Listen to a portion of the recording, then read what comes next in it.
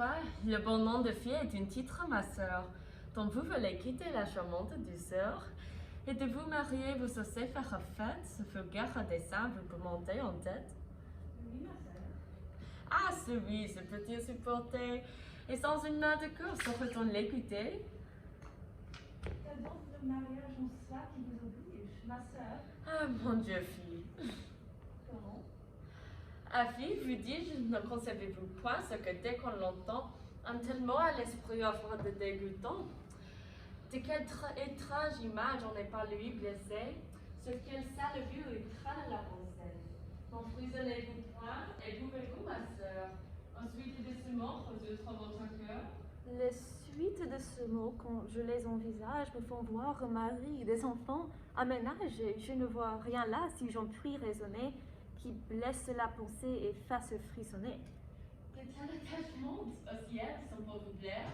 Et qu'est-ce que mon âge n'a de mieux à faire que d'attacher à soi par le titre d'époux un homme qui vous aime et soit aimé de vous, et de cette union de tendresse suivie, se faire la douceur d'une innocente vie. Ce n'est bien sorti, n'a-t-il pas, des appâts?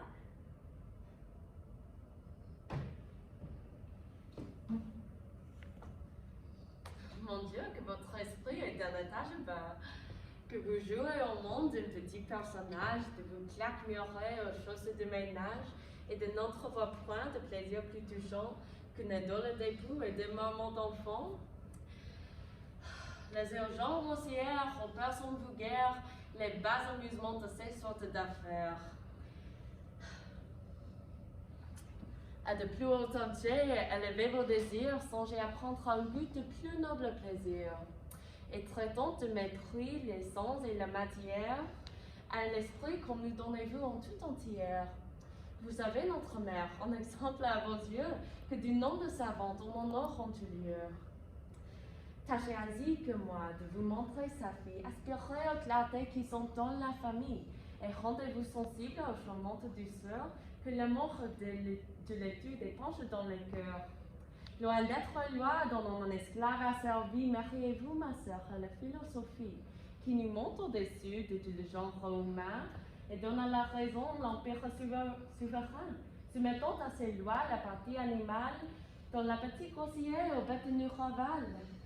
Ce sont là les beaux feux, les douces attachements qui doivent de la vie occuper les moments.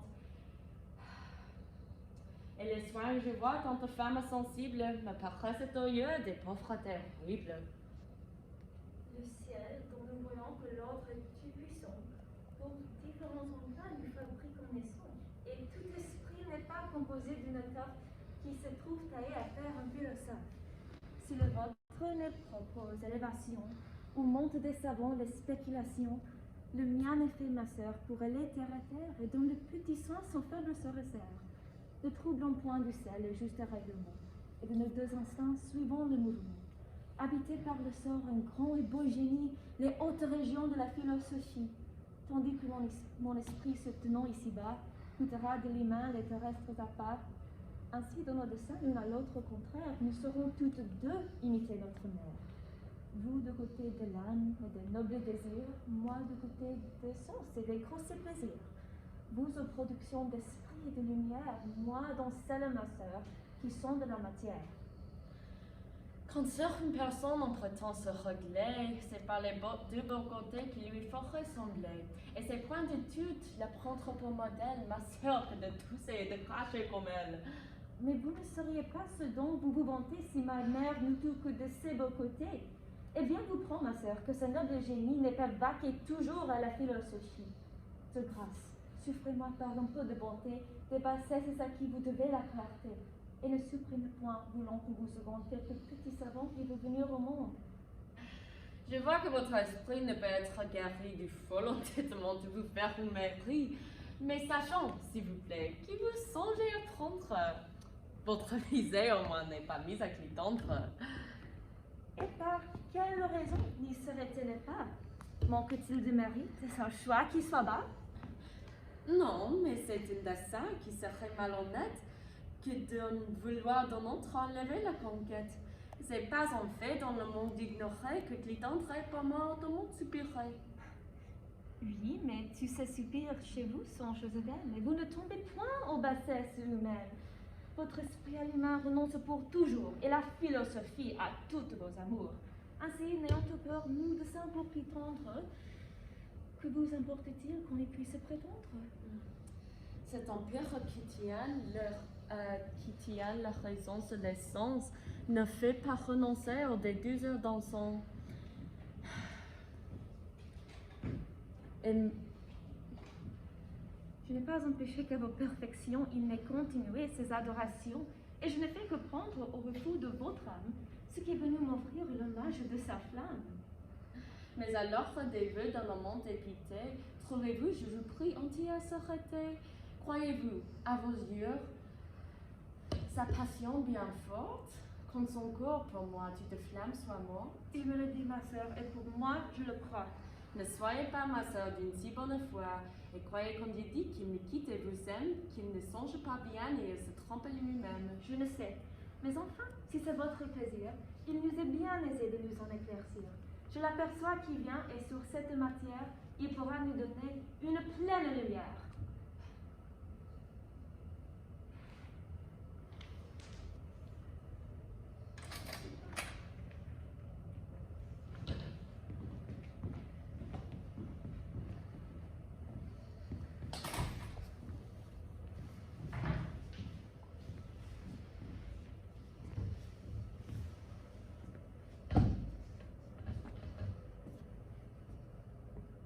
Promenade est belle. Trop belle, Le beau jour. trop beau. Quelle nouvelle? Le petit chat est mort. C'est dommage. Mais quoi? Nous sommes tous mortels. Et chacun est pour soi. Lorsque j'étais au champ, n'a-t-il point fait de pluie? Non, Vous ennuyait-il? jamais je ne m'ennuie. Qu'avez-vous fait encore ces 9 ou 10 jours-ci? 6 chemises, je pense, et 6 coiffes aussi. Le monde, chère Agnès, est une étrange chose. Voyez la médisance que chacun cause. Quelques voisins m'ont dit qu'un jeune homme inconnu était en mon absence à la maison venue, que vous aviez souffert sa vue et ses harangues. Mais je n'ai point pris foi à ces méchantes langues, et j'ai voulu gager que c'était faussement. Mon Dieu, ne gâchez pas, vous perdrez vraiment. Quoi? C'est la vérité qu'un homme... C'est sûr, il n'a presque bougé de chez nous, je vous jure. Cet aveu qu'elle fait avec sincérité me marque à moi son ingénuité. Mais il me semble, Agnès, si ma mémoire est bonne, que j'avais défendu que vous vissiez personne. Oui, mais quand je l'ai vu, vous ignorez pourquoi, et vous en auriez fait sans doute autant que moi. Peut-être. Mais enfin, contez-moi cette histoire. Elle est fort étonnante et difficile à croire. J'étais sur le balcon, à travailler au frais, lorsque je vis passer sous les arbres d'auprès un jeune homme bien fait, qui, rencontrant ma vue, d'une humble révérence aussitôt me salue. Moi, pour ne point manquer à la civilité, je fis la révérence aussi de mon côté. Soudain, il me refait une autre révérence. Moi, j'en refais du même en autre intelligence. Et lui, d'une troisième aussitôt repartant. D'une troisième aussi, j'y repars un instant. Il passe, vient, repasse, et toujours de plus belle, me fait à chaque fois révérence nouvelle. Et moi, qui tous ces tours fixement regardais, nouvelle révérence aussi je lui rendais. Tant que, si sur ce point la nuit ne fût venue, toujours comme cela je me serais tenue, ne voulant point céder et recevoir l'ennui qu'il me put estimer moins civil que lui. Trop bien. Le lendemain, étant sur notre porte, une vieille m'aborde en parlant de la sorte. Mon enfant, le bon Dieu puisse-t-il vous bénir, et dans tous vos attraits longtemps vous maintenir. Il ne vous a pas fait une belle personne, afin de m'alucer des choses qu'il vous donne. et voudrait savoir que vous avez blessé un cœur qui, de son plaindre, est aujourd'hui forcé. Ah, c'est de Satan, exécrable damné. Moi, j'ai blessé quelqu'un? Suis-je tout étonnée? Oui, dit-elle, blessé, mais blessé tout debout. Et c'est l'homme qui hier vous vide du balcon. Hélas, qui pourrait, dis-je, en avoir été cause? Sur lui, sans y penser, fis-je choir quelque chose? Non, dit-elle, vos yeux ont fait ce coup fatal, et c'est de leur regard qu'est venu tout son mal. Et mon Dieu, ma surprise est, fis-je, 100 secondes. Mes yeux ont-ils du mal pour en donner au monde? Oui, dit-elle, vos yeux, pour creuser le trépas, ma fille, ont un venin que vous ne savez pas. Non, non, non, il ennuie le pauvre misérable, et s'il faut, poursuivez la vieille charitable, que votre cohorté le refuse en secours, si ton homme a porté en terre dans 2 jours. Mon Dieu, j'en aurais, dis-je, une douleur bien grande. Mais pour le secourir, qu'est-ce qu'il me demande? Mon enfant, me dit-elle, il ne veut obtenir que le bien de vous voir et vous entretenir. Vos yeux peuvent sans empêcher sa ruine, et du mal qu'ils ont fait être la médecine. Hélas, volontiers, dis-je, et puisqu'il est ainsi, il peut tant qu'il voudra me venir voir ici. Ah, sorcière maudite, empoisonneuse âme, puis-je l'en faire payer pour tes charitables trames? Voilà combien de vies reçues guérison. Vous-même, à votre avis, n'ai-je pas raison? Et pouvais-je, après tout, avoir la conscience de le laisser mourir faute d'une assistance? Moi, qui compatis tant aux gens qu'on fait souffrir, et ne puissant pleurer voir mon poulet mourir. Tout cela n'est parti que d'une âme innocente. Et j'en dois accuser mon absence imprudente qui a laissé cette bonté de mœurs exposée aux aguets des rusés séducteurs. Je crains que le pandard, dans ses vœux téméraires, un peu plus fort que je l'ai poussé les affaires. Qu'avez-vous? Vous grondez, ce me semble, mon petit. Est-ce que c'est mal fait, ce que je vous ai dit? Non, mais de cette vue, apprenez-moi les suites et comme le jeune homme a passé ses visites. Si vous saviez comme il était ravi, comme il perdit son mal sitôt que je le vis, le présent qu'il m'a fait d'une belle cassette et l'argent qu'on en tue notre Alain et Georgette, vous l'aimeriez sans Oui. doute et... Mais que faisait-il étant seul avec vous? Il jurait qu'il m'aimait d'un amour sans seconde. Il me disait des mots les plus gentils du monde, des choses que jamais rien ne peut égaler, et dont, toutes les fois que je l'entends parler, la douceur me chatouille, et là-dedans remue.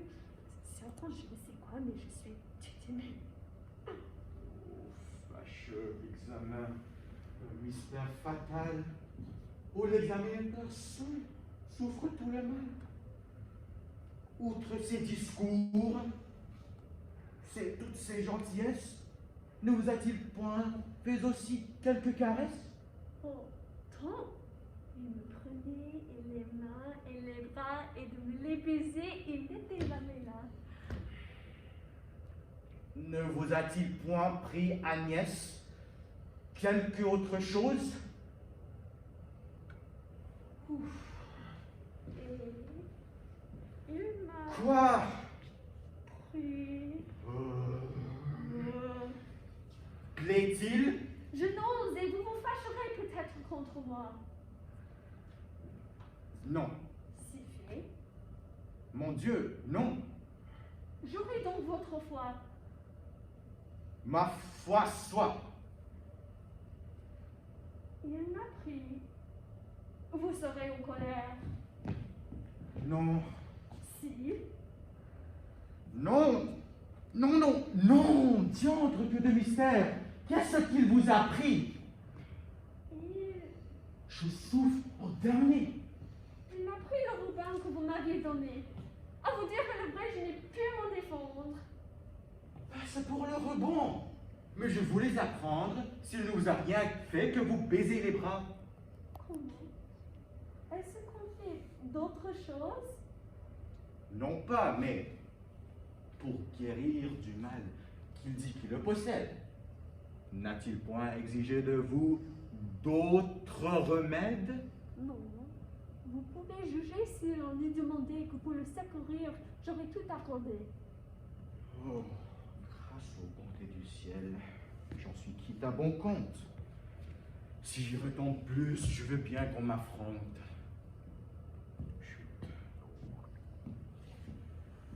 De votre innocence, Agnès, c'est un effet. Je ne vous en dis mot. Ce qui s'est fait est fait. Je sais que le galant ne désire que de vous abuser. Et puis après s'en rire. Oh, point. Il me l'a dit plus de 20 fois. Ah, vous ne savez pas ce que c'est que sa foi. Mais enfin, apprenez qu'accepter les cassettes et de ces beaux blandins écouter les sœurs nettes. Et se laisser par eux, à force de longueur, baiser ainsi les mains et chatouiller le cœur est un péché mortel des plus gros qu'il se fasse. Mon péché, dites-vous, est la raison de grâce? La raison? La raison est un arrêt prononcé. Que par ses actions, le ciel est courroucé. Courroucé? Mais pourquoi faut-il qu'ils sont courrouces? C'est une chose, hélas, si plaisante et si douce. J'admire et quelle joie on goûte à tout cela. Je ne savais point encore ces choses-là.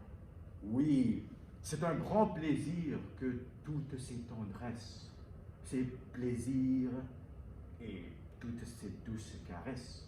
Mais il faut le goûter en toute honnêteté. Et qu'en se mariant, le crime en soit ôté.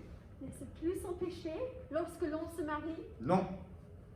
Mariez-moi donc promptement, je vous prie. Si vous le souhaitez, je le souhaite aussi. Est-il possible Oui. que vous me ferez aise? Je ne doute point que l'hymen ne vous plaise. Vous nous voulez, nous deux? Rien de plus assuré. Que si cela se fait, je vous caresserai. Et la chose sera de ma part réciproque. Je ne reconnais point pour moi quand on se moque. Parlez-vous tout de bon? Oui, vous le pourrez voir. Nous serons mariés. Oui. Mais quand? Dès ce soir. Dès ce soir? Dès ce soir. Cela vous fait d'entrée. Oh oui. Vous voir bien contente est ce que je désire. Hélas, je vous ai grande obligation et qu'avec lui j'aurai de satisfaction. Avec qui? Avec là? Là. Là n'est pas mon compte. Choisir un mari, vous êtes un peu prompte. C'est un autre, en un mot, que je vous tiens tout près. Et quant au monsieur, là, je prétends, s'il vous plaît, tu le mettre au tombeau dont il vous berce. Avec lui, désormais, vous rompiez tout commerce. Que venant au logis pour votre compliment, vous lui fermiez au nez la porte honnêtement. Je sais qu'avec lui, s'il heurte, vous rompiez un cri par la fenêtre. L'obligez tout de bon à ne plus y paraître. Entendez-vous, Agnès? Moi, caché dans un coin de votre procédé, je serai le témoin. Là, il est si bien fait. Ah, que de langage! Je n'aurai pas le cœur. Moins de mots davantage. Montez là-haut. Mais quoi voulez-vous? C'est assez. Je suis maître. Je parle. Allez, obéissez.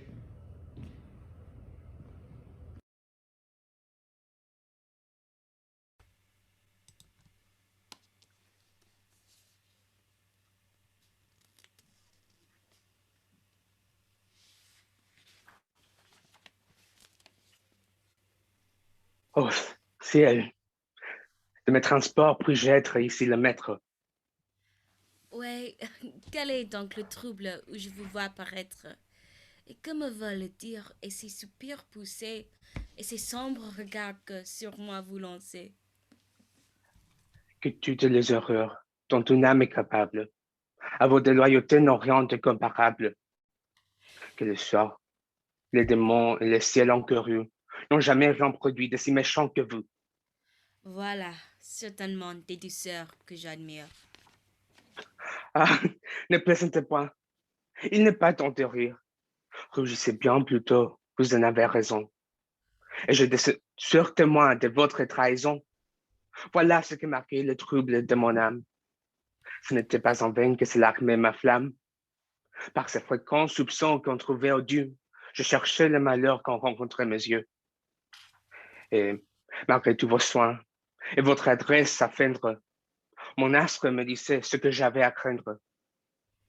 Mais ne présumez pas que, sans être vengé, je souffre le dépit de me voir outragé.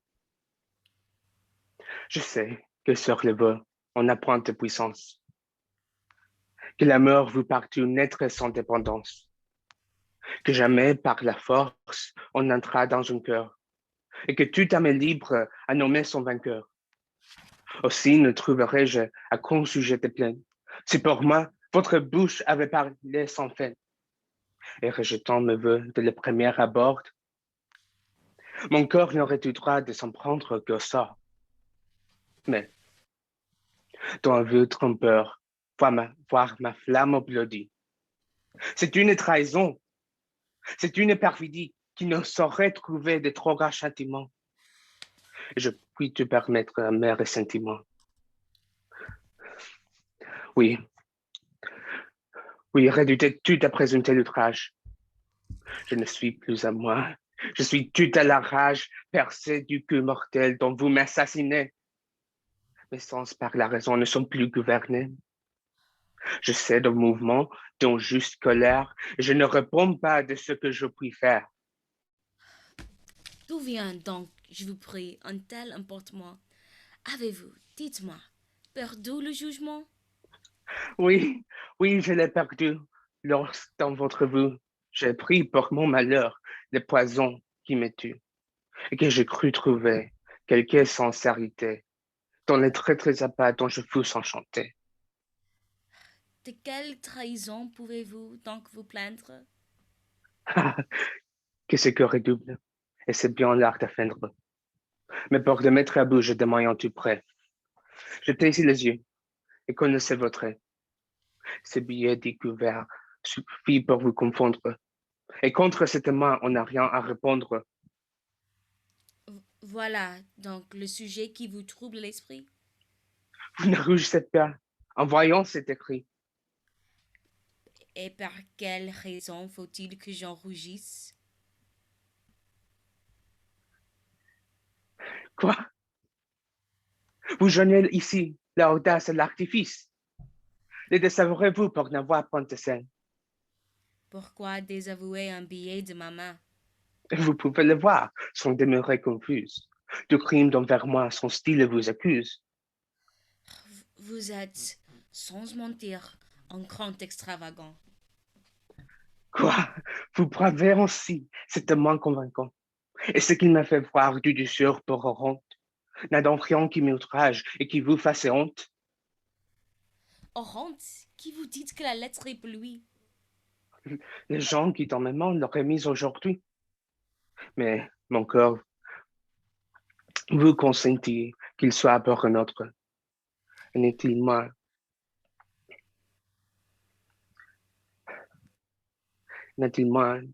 de vous mon corps a... Mais si c'est une femme à qui va ce billet, en quoi blesse-t-il? Et qu'a-t-il de coupable?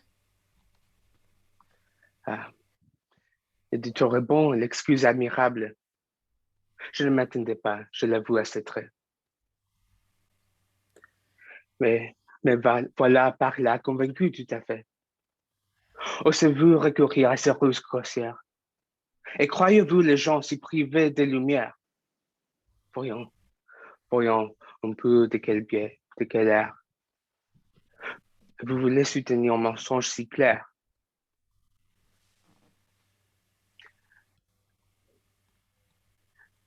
Et comment vous pourrez tourner pour une femme? Tout le monde est oublié qui montre tant de flammes, ajusté, pour couvrir au manquement de foi ce que je m'en vais lire. Il ne me plaît pas, moi. Je vous trouve plaisant d'user d'un tel empire et de me dire au nez ce que vous m'osez dire. Non, non, sans s'emporter. Prenez un peu ceci de me justifier les termes que voici. Non, je n'en veux rien faire. Et dans cette occurrence, tout ce que vous croirez m'est de peu d'importance. De grâce, montrez-moi, je serai satisfait qu'on peut pour une femme expliquer ses billets. Non, il est peu honte et je veux qu'on le croie. Je reçois tous ces soins avec beaucoup de joie. J'admire ce qu'il dit, j'estime ce qu'il est et je tombe d'accord de tout ce qu'il vous plaît. Faites, prenez parti que rien ne vous arrête et ne me rompez pas davantage la tête. C'est elle. Rien de plus cruel peut-il être inventé. Et jamais encore peut-il de la sorte être traité. Quoi? Je me trompe. Dans juste cœur, je me suis ému contre elle. Et c'est moi qui me viens plaindre, et c'est moi qui en querelle. On pousse ma douleur et mes soupçons à bout. On me laisse du croire, on fait gloire du tu, et cependant mon corps est encore assez lâche pour ne pouvoir briser la chaîne qui l'attache et ne pas s'armer d'un généreux mépris contre l'ingrate objet dont il est trop épris. Ah, que vous savez bien ici, contre moi-même perfide. Vous servez de ma faiblesse extrême et ménagez pour vous l'excès prodigieux de ce fatal amour né à votre être yeux. Défendez-vous, au moins, d'un crime qui m'accable et cessez d'affecter d'être envers moi coupable. Rendez-moi, s'il se peut, ce billet innocent. À vous prêter les mains m'atteindre ses consents. Efforcez-vous, ici, de paraître fidèle, je m'efforcerai moi de vous croire-t-elle. Allez, vous êtes fou dans vos transports jaloux et ne méritez pas l'amour qu'on a pour vous. Je voudrais bien savoir qui pourrait me contraindre à descendre pour vous au baissesse de ventre. Et pourquoi, si mon cœur penchait d'autre côté, je ne le dirais pas avec sincérité? Quoi? De mes sentiments d'objante assurance contre tous vos soupçons ne prend pas ma défense? Auprès d'un tel garant, sont-ils de quelque poids? N'est-ce pas m'outrager d'écouter les rois?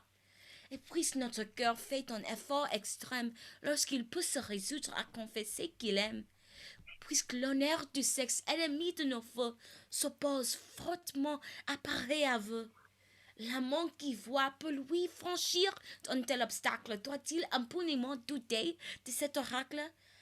Et n'est-il pas coupable et ne s'assurant pas à ce qu'on ne dit point qu'auprès de grands combats? Allez, de tels soupçons méritent ma colère, et vous ne valez pas que l'on vous considère. Je suis sotte et veux mal à ma simplicité de conserver encore pour vous quelque bonté. Je devrais autre part attacher mon estime et vous faire un sujet de plainte légitime. Ah, traîtresse, mon faible et étrange perfus. Vous savez me tromper sans tu, avec des mots si durs. Mais il importe. Il faut suivre ma destinée. À votre foi, mon âme est toute abandonnée. Je veux croire jusqu'au bout qu'il sera votre cœur. Et si de me trahir, il aura la noirceur. Non, vous ne m'aimez point comme il faut que l'on aime. Ah, rien n'est comparable à mon amour extrême. Et dans l'ardeur qu'il a de se montrer à Dieu, il va jusqu'à former des souhaits contre vous. Oui, je voudrais qu'on ne vous trouvât aimable, que vous vous y réduite en un sort misérable, que le ciel en naissant, ne vous eût donné rien, et que vous n'eussiez ni règne, ni naissance, ni bien, afin que de mon cœur, l'éclatante surprise, vous peut d'un pareil sort réparer l'injustice, et que j'eusse la joie et la gloire en ce jour de vous voir tenir tu des mains de mon amour. Si me vouloir du bien d'une étrange manière me préserve le ciel que vous ayez matière. Voici, monsieur Dubois, plaisamment figuré.